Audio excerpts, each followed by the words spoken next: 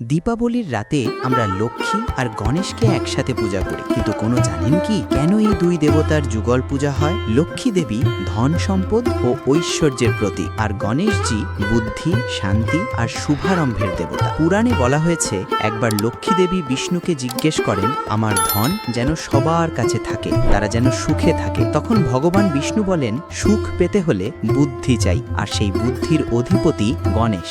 আর শুধু ধন থাকলেই তো হবে না, তার সঠিক ব্যবহার জানতে হবে। তাই এই দুই দেবতার যুগল পূজা হয় দীপাবলির রাতে। তাই দীপাবলির রাতে লক্ষ্মীর সাথে গণেশের পূজা মানে ধন আসুক, কিন্তু সেই ধন যেন শুভ পথে ব্যবহৃত হয়। লক্ষ্মীর কৃপা আর গণেশের বুদ্ধি, এই দুই আশীর্বাদেই পূর্ণ হোক আপনার জীবন। শুভ দীপাবলি। তাহলে পুরাণ থেকে আমরা কি শিখলাম? কমেন্ট করে জানাতে ভুলবেন না, কিন্তু সাবস্ক্রাইব করুন আরও দেবকাহিনী পেতে। শেয়ার করে আপনার বন্ধুদের মাঝখানে ছড়িয়ে দিন। সুস্থ থাকুন, ভালো থাকুন, ধন্যবাদ।